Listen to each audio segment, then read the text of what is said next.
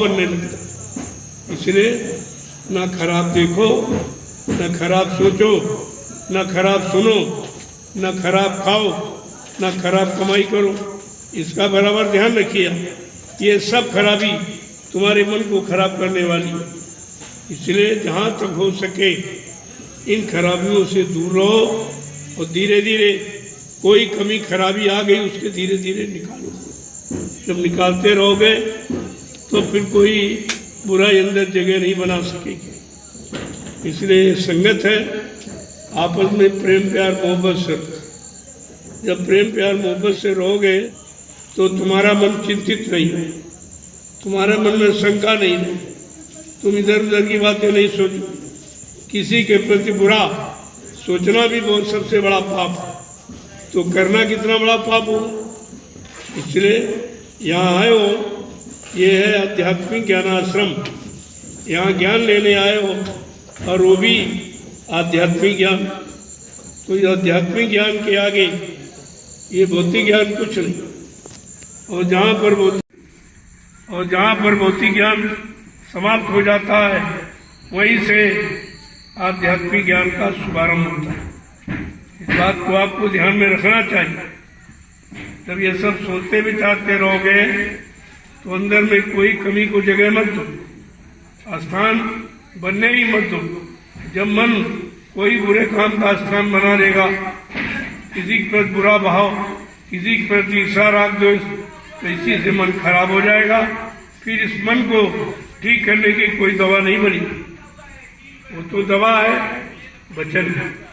जब वचन मानोगे, वचनों को सुनोगे, समझोगे और धीरे धीरे अपने जीवन में एक एक वचन उतारते रहोगे तो धीरे धीरे ये कमियां त्रुटियां ये सब निकल के बाहर चली जाएंगी। ऐसे ही अच्छे लोग बने हैं।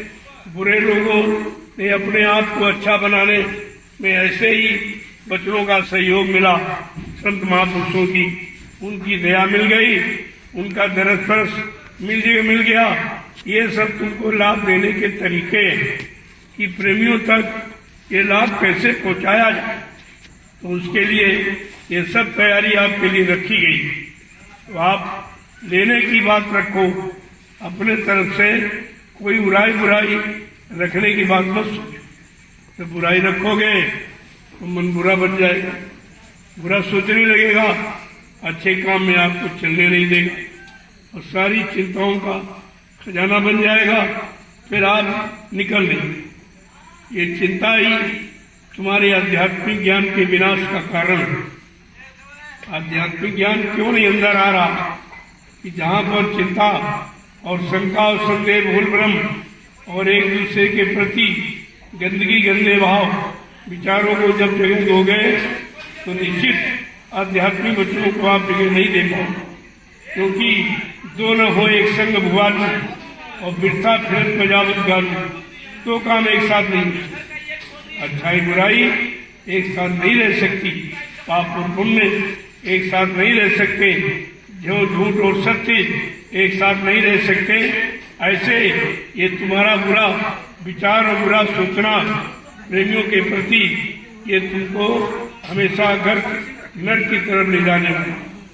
इन चीजों से बचो, इन्हीं से बचना है कि किसी तरह मन खराब न हो, किसी प्रेमी के प्रति कोई भाव पैदा न हो। और मालिक से अर्ज प्रार्थना गुजारिश करो कि हमको बर्दाश्त क्षमता देंगे। अगर बर्दाश्त करना आप सीख जाओ तो फिर तुम्हारे सवाल कोई नहीं। इन पेड़ को देखते हो, सर्दी गर्मी बरसात ओला पाला तुषार आंधी तूफान, ये सब बर्दाश्त करता तब सबको फल देता। सबको फल, सबको लाभ और सबका कल्याण आप जब ही कर सकते हो जब आप सब कुछ बर्दाश्त करना सीख जाओ। इसीलिए ये संत मत के प्रेमियों के लिए है। काल मत के प्रेमी तो इसी में शराब हो रहे, वो अपने आप को नहीं संभाल पा रहे। लेकिन तुम संत मत के प्रेमी हो, संत मत के राही हो, तो तुमको ये सब समय की जानकारी अपने पास रखनी चाहिए और धीरे धीरे ये सब निकाल दो। जो तुमसे बैर करे उनसे तुम प्यार करो तो बैर भाव खत्म हो जाए। तुम जो तुमसे बैर करे या तुम्हारे अंदर कोई बैर भावना आ गई तो तुम उनसे मिलने लगो, प्रेम करने लगो, तो बैर अपने आप समाप्त हो जाए। ये बैर और कोई निकाल नहीं सकता। अब जिसके कारण बैर भाव आया वो भाव समाप्त कर दो तो प्रेम भाव आ जाएगा, मिलने जुलने का भाव, एक दूसरे के सहयोग करने का भाव। तुम्हें सहयोगी बनना है, न कि विरोधी। विरोधी तो काल के जीवों में विरोध की भावना रहती। तुम जब दयाल के जीव हो तो तुमको काल का कोई भाव, कोई विचार अपने अंदर आने नहीं देना। यही तो आपको सुधारना, और सुधार क्या करना।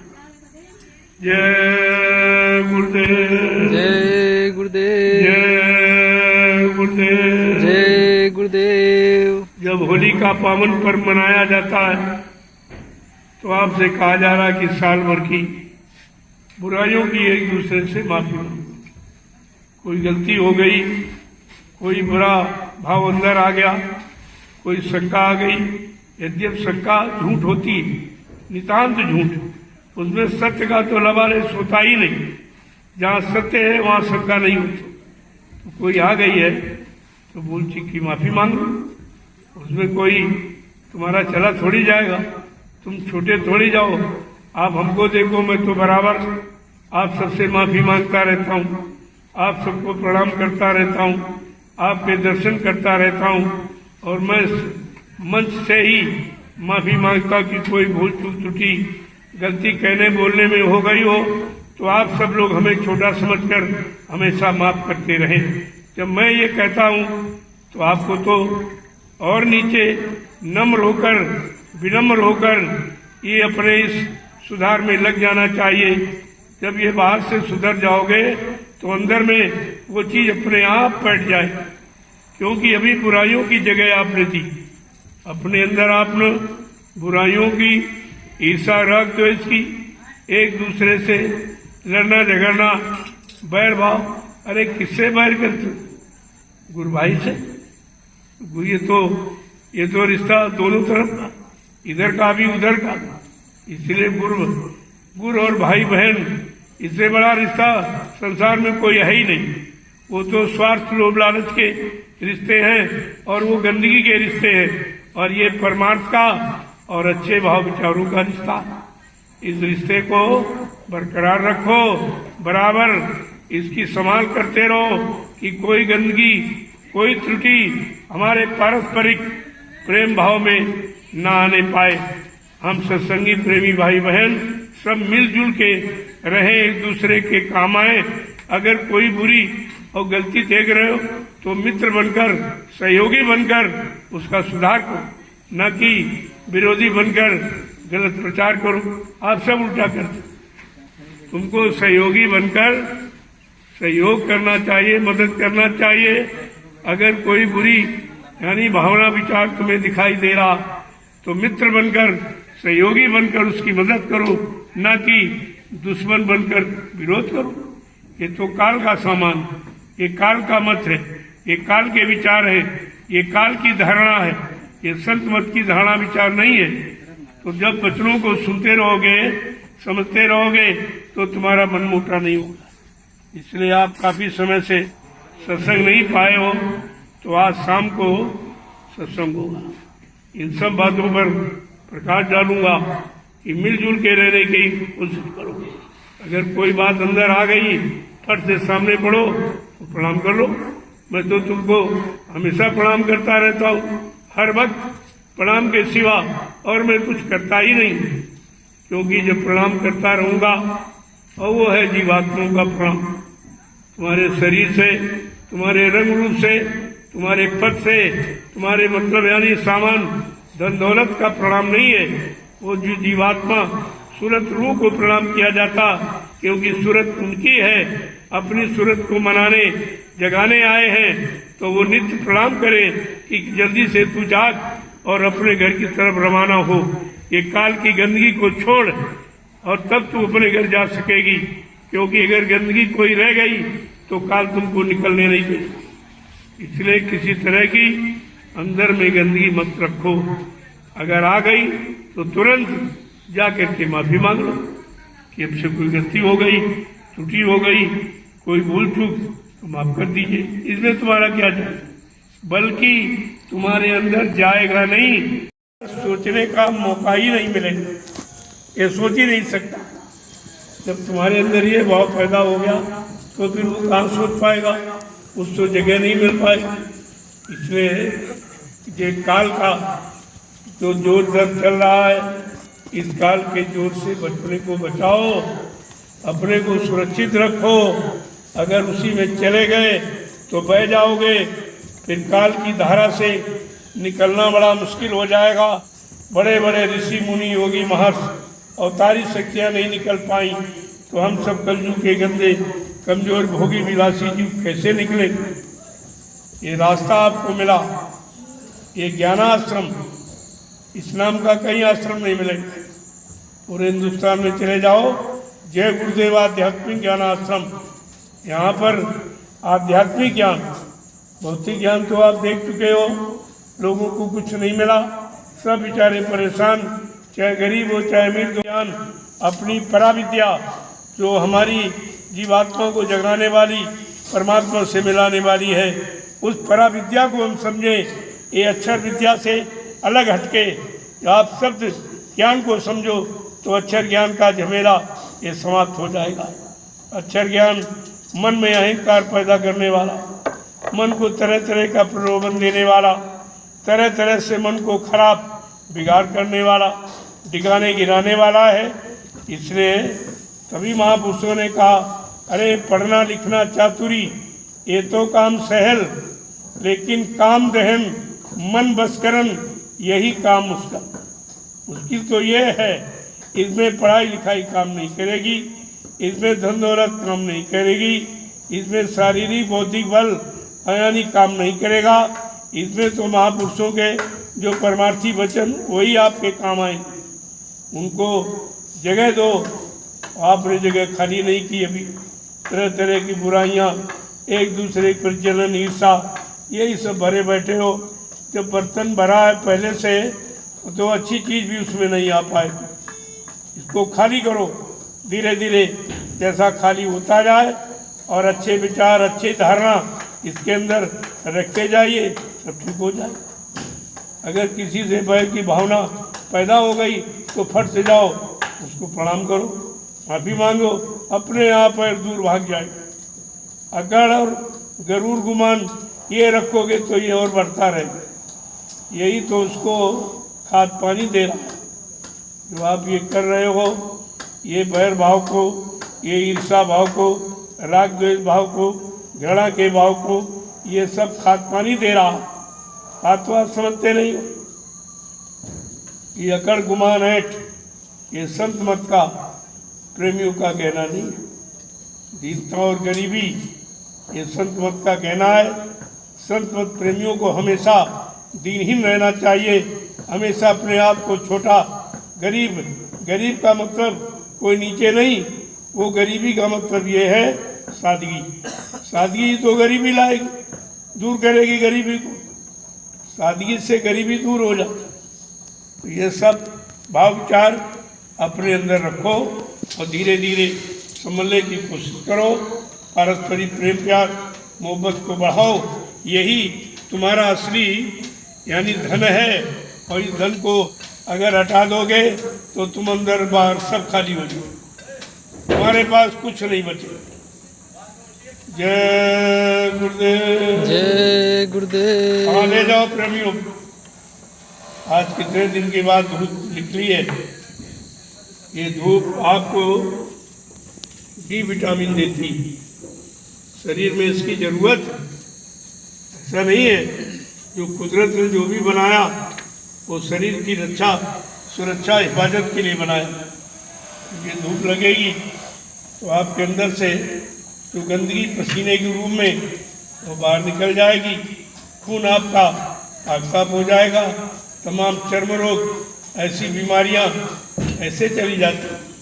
तो पसीना नहीं निकलोगे तो गंदगी बनी रहेगी और वो गंदगी तरह तरह की बीमारी पैदा कर देगी। तो आप धूप में धूप से मत डरिए, चाहिए आप आपकी तपस्या हो जाएगी और शरीर को यानी लाभ मिल जाएगा और संगत की सेवा हो जाएगी। ये कितने लाभ इसमें देखिए। जय गुरुदेव। जय गुरुदेव। जिसने मालिक की शरण, जिसने मालिक की दया पाई, हमेशा छोटा बन, हमेशा दीनहीन बन, गरुड़ गुमान एंड घमंड में तो कुछ नहीं मिला, जो था वो भी आपको चला गया। इसलिए ऐसे शत्रु को अपने अंदर प्रवेश ही मत करने दो, जो तुम्हारा बिगाड़ करे, तुम्हारे अंदर वैमनस्यता के भाव विचार पैदा करे, एक दूसरे से राग द्वेष ईर्षा पैदा करे। यही तो कहा, ईर्षा तू न गई मेरे मन से। ए ईर्षा, तू मेरे मन में क्यों प्रवेश कर गई? कैसे तुझको जगह मिल गई? या मन खाली था तो तू बैठ गई और अब मन को निरंतर खराब की तरफ घसीटे लिए जा रही। ये सब खाली बैठा करो तो अपने गंदे मन के बारे में सोचा कि गंदगी, कितनी गंदगी रह गई।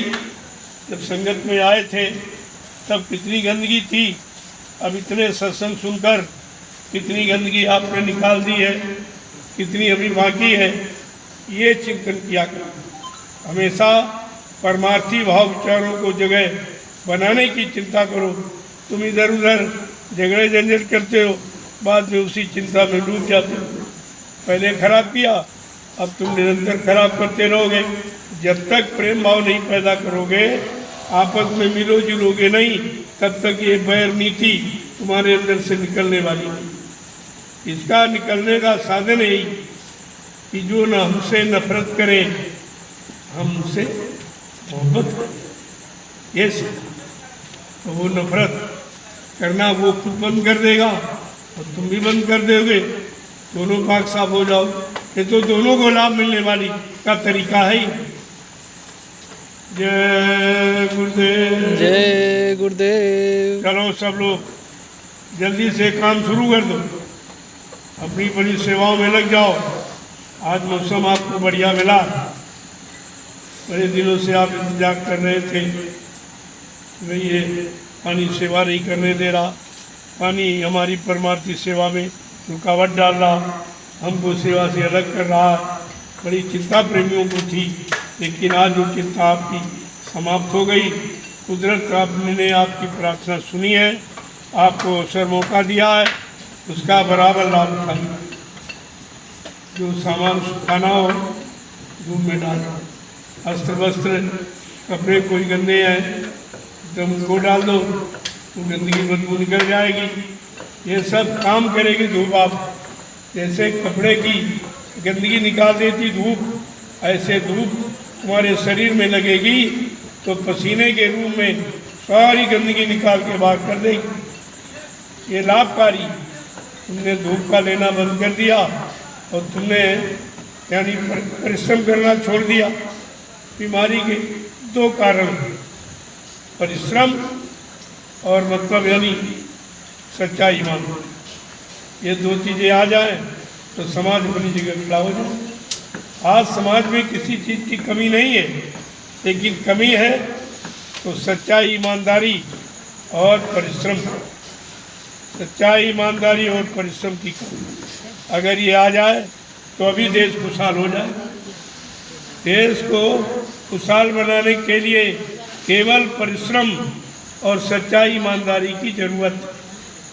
आप यहाँ भी आए हो, अगर संगत में अपना स्थान बनाना है तो सच्चाई, ईमानदारी आपका स्थान बना देगी। कोई माने ना माने, लेकिन सच्चाई, ईमानदारी को लोग तुरंत सीधा प्रणाम करने लगे, तुरंत सिर झुक जाएगा जहाँ सच्चाई और ईमानदारी। इसलिए आपको ये बनाया जा रहा कि सच्चे ईमानदार बन जाओ तो देश, समाज, परिवारों में खुशहाली अपने आप आ जाएगी। वो तुम करते नहीं हो। तुम कहते हो पैसे से खुशहाली आ जाएगी, ज़मीन से खुशहाली आ जाएगी, बाल बच्चों की खुशहाली, मकान दुकान बनाने में, नौकरी व्यापार करने में। ये तो सभी लोग कर रहे हैं, फिर दुखी क्यों? इस पर तो विचार अभी तक लोगों ने किया ही नहीं। आखिरकार दुख का कारण क्या? दुख का कारण है हमारी नैतिकता की कमी।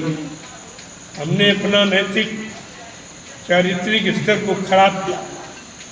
इसीलिए ये कहते नहीं कि जैसी नीयत वैसी बरकत। ये बूढ़े बुजुर्गों ने जो बिना पढ़े लिखे एक थे, ये उनका सिद्धांत है कि जैसी नीयत वैसी बरकत। अगर नीयत आपकी पाक साफ पवित्र है, सबके प्रति अच्छे भाव, तो धीरे धीरे तुम्हारा विरोधी भी सहयोगी बन जाएगा। जब आप निरंतर अच्छे ही भाव विचार रखेंगे। आप हमको देखिए, लोगों ने कितनी निंदा आलोचना बुराई की इन 10 वर्षों में, लेकिन मैं बराबर उनको अच्छाई और सच्चाई का संदेश देता रहा। उनको परमार्थी सेवा प्रेमियों से करा के उनके सामने पेश करता रहा। तो धीरे धीरे धीरे अब सब बदल गए। अब सबके अंदर अपने आप स्थान बन गया है। तो मैं तो यही कहता हूँ कि तुम अपने अच्छे सच्चे काम में लगे रहो। दूसरे के बुराई और बुरे काम को देखकर तुम क्यों बुरे बनते हो? तो तुम भी बुरे हो जाए। अच्छे बनो, सच्चे बनो, ईमानदार बनो, चरित्रवान बनो। ये 4 चीज़ें आपके अंदर होनी चाहिए। चरित्र और ईमानदारी यही चली गई है। आज सारा देश, सारा मानव समाज, परिवार में रहने वाले लोग सब दुखी और परेशान हैं, केवल इसी के कारण। इसलिए सत्संगियों, तुम्हें आदर्श बनना है। संदेश सदगुरु का तुम्हें चरितार्थ करना है।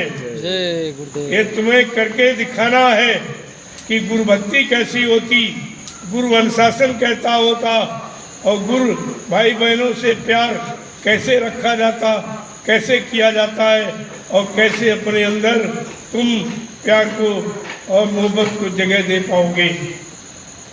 जय गुरुदेव। जय गुरुदेव। जय गुरुदेव। जय गुरुदेव। अब आप अपनी बड़ी सेवा में लगे। ये सेवा आपके तमाम दुर्गुणों को, पाप कर्मों को निकालने वाली। तुम्हारे अंदर मन में जो खराबी बुराइयां, उनको निकालने वाली। जब आप सेवा में लग जाओगे तो बुराई निंदा नहीं करोगे, क्योंकि बुराई निंदा करोगे तो उस दिन की सेवा तुम्हारी खत्म हो जाएगी। वो तो सेवा यानी कटौती हो गई आपकी, चली गई उसमें बुराइयों में। जितना साफ नहीं किया उतना गंदा कर लिया।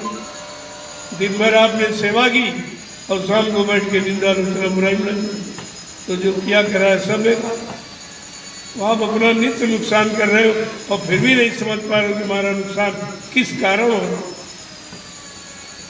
जिनको देखकर अंदर में प्रसन्नता हो, अंदर में उनके प्रति सेवा, दया, प्रेम भाव पैदा हो, तब तुम समझ लो कि तुम्हारा भाव सबके प्रति समान हो गया।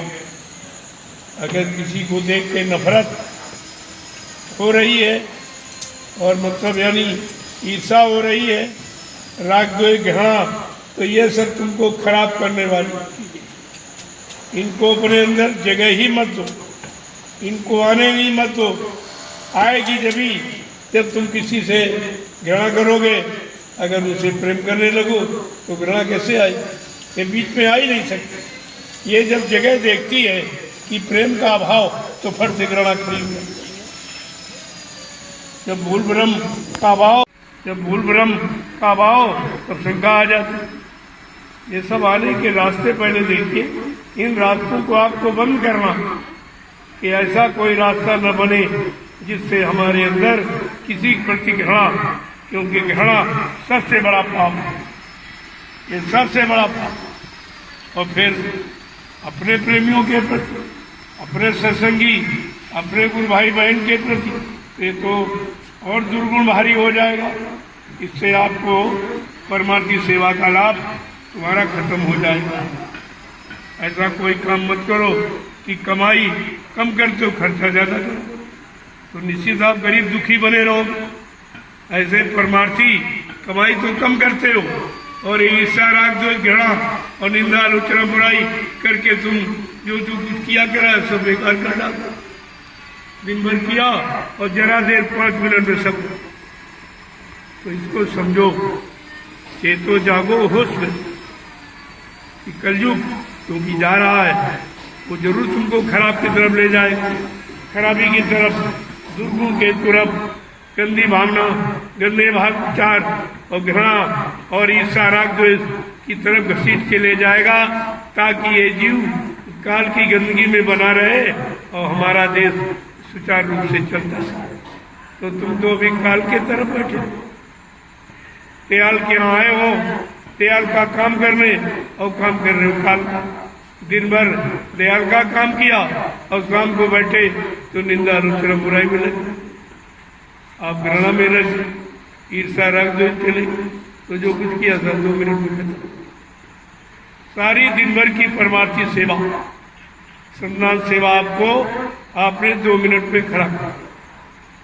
तो इसलिए अच्छाई के पहले खराबी कैसे आती, उन भाव विचारों से अलग हो जाओ, उनको अपने मन में जगह ही मत दो। जब उनको जगह नहीं दोगे, सबसे प्रेम करोगे, तो ईर्ष्या राग द्वेष कहाँ बैठे, उसे जगह नहीं मिलेगी। और तुम नित्य प्रति उन्हीं को जगह देते रहते हो, इनसे लड़ाई उनसे झगड़ा। अरे परमार्थ में झगड़ा होता है कि परमार्थ में झगड़े समाप्त हो जाते हैं? सब उल्टा यहाँ करते हो, फिर कहते हो हमको दया नहीं मिली। दया तो हो रही, लेकिन दया का पात्र आपने नहीं बनाया। जो निर्मल मन जन सो मोहि पामे, दया किसको मिलेगी? जिसका मन निर्मल पाक साफ पवित्र। नहीं तुम दया से हमेशा खारिज ही। पहले बचनों को सुनो और फिर किससे बचो, किससे बचना है वो हमेशा ध्यान में रखो। जब बचने और बचाने की बात समझ में आ जाएगी तो आप सुरक्षित हो जाओगे, पाक साफ निर्मल पवित्र हो जाओगे। जय गुरुदेव, जय गुरुदेव, जय गुरुदेव, जय गुरुदेव। सेवा करते रहो, सत्संग सुनते रहो। मैंने कहा था सुबह सत्संग दूंगा तो ये हो गया और शाम को भी हो जाएगा।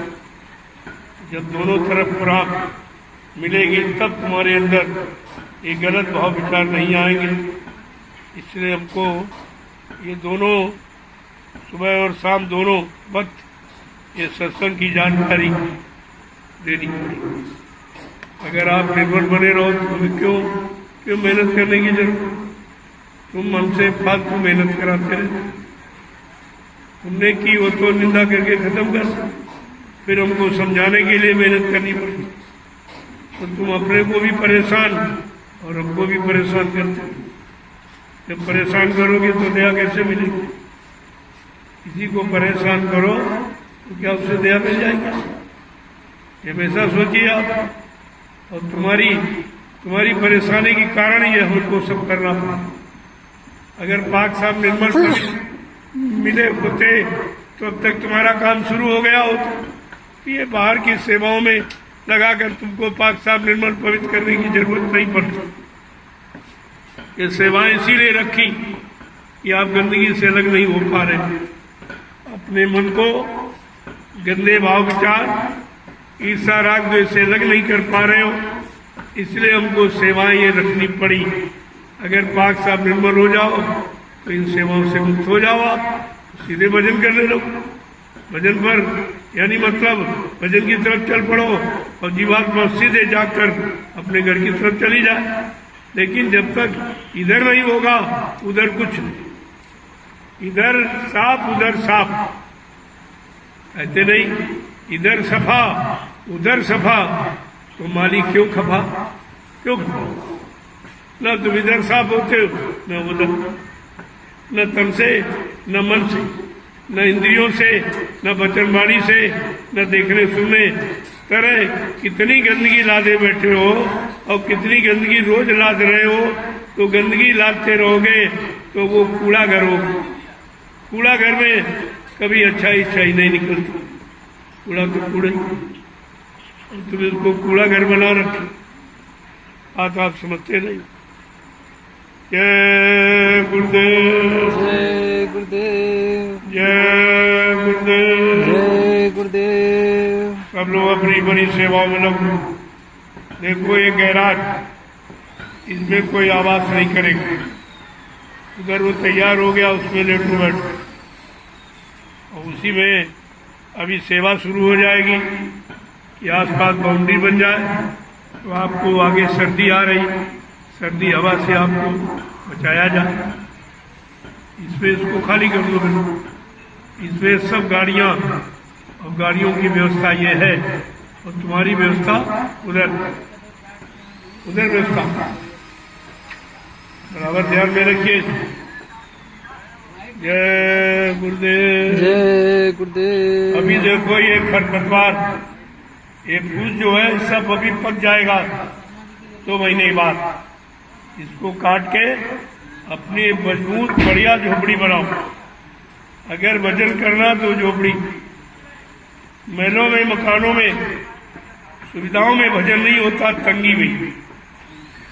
हमेशा तंगी में, हमेशा गरीबी में, सादगी में भजन होता है। तो इसलिए अभी ये कुछ तैयार हो जाएगा। उधर जो आपने मिट्टी डालकर पीछे कुटी के जो आपने तैयार किया है, उसमें एक लाइन से झोपड़ी लगाओ। देखो कितना अच्छा लगता। सरकार कॉलोनी एक लाइन में एक तरह की बनाता, कितना अच्छा लगता। तो आप अपनी आवास निवास उसी किनारे किनारे बना लो बढ़िया सा। और ये धूप अभी मतलब ये फूल पक जाएगा तो काट लेना, काट के रख लेना। बढ़िया झोपड़ी मजबूत मोटी बना लो, ताकि पानी से और धूप से, सर्दी से, गर्मी से, सबसे बचाव हो। इन बातों को ध्यान में रखें। अपना स्थान झोपड़ी में, तो इसलिए क्यों कहता मैं भी झोपड़ी में रह रहा हूं। आप देख रहे हो कितनी इमारतें बनी, कानपुर से लेकर और यहाँ हरदोई मल्लावा में इधर, और आपका इधर सारण में सब भव्य इमारतें बनी खड़ी, लेकिन मैं तो झोपड़ी में रह रहा हूँ। आप देख रहे हो, अगर झोपड़ी में आत्मिक आनंद, परमानंद और संयम और त्याग न होता तो इसमें आप महात्माओं ने झोपड़ी को क्यों पसंद किया। इसीलिए आपको वही चीज देने के लिए वही चीज मिल जाए तो आपको झोपड़ी का सहारा लेना। इसमें जो आते जाते रहेंगे 2 दिन 4 दिन के लिए, वो रुके उसमें चले जाएंगे। लेकिन जो परमानेंट रह रहे या लंबा समय आप यहाँ आवास निवास बनाने का सोच रहे हो, तो अपना बना लो पीछे। ये आपका बन गया बहुत बड़ी, उसको हिरत से बराबर, जो ऊंचा नीचा है उसको एक लेवल से कर लो। अभी बीच में बहुत ऊंचा, वो मिट्टी उठा के जहाँ नीचा वहाँ डाल दो तो एक लेवल का बराबर बन जाएगा। फिर दोनों तरफ आप आवास बना सकते हो। इसीलिए कहा नहीं कि भाई बसइयो एक बखरी में, सुंदर दीजे छां बना। आमने सामने जब उनका मोरा होगा तो दुश्मन डरे, दुश्मन को भय पैदा हो। इसलिए इस तरीके से आप, तुम्हारा दुश्मन कोई इंसानी शकल वाला नहीं है, वो जो अंदर मन को खराब करने बड़ा बैरी है मन घर में, ये दुश्मन। इस बैरी को बहुत संभाल के कोई इसको इसका सामान दे देना। इसका सामान दे दोगे तो ये बलवान हो जाएगा। और बुराई और खराबी और जितना ये है गंदा कि वो भोग, ये सब उसका सामान है, और तुम उसी को सामान देते रहते हो, उसकी पूर्ति करते रहते हो, तो वो बलवान हो गया। अब इसको समझ के रखना, इस मूरख को समझ के रखना, और गुरु के वचन ना बिसरना। जब गुरु के वचनों को याद रखोगे तो ये मूरख संभल के रहेगा। जब इसको इसकी इच्छा अनुसार कोई सामान, कोई भोग नहीं मिलेगा तो ये अपने आप शांत हो जाएगा, फिर तुम्हारे पीछे पीछे चलेगा। आज तुम उसके पीछे पीछे चल रहे हो क्योंकि उसने तुमको गुलाम बना रखा, अपना गुलाम बना लिया, अपना सेवक। तुम उसी की सेवा करते रहो। अभी गुरु सेवा, गुरु वचनों की सेवा, गुरु विचारों की सेवा, गुरु करनी की सेवा, गुरु युक्ति की सेवा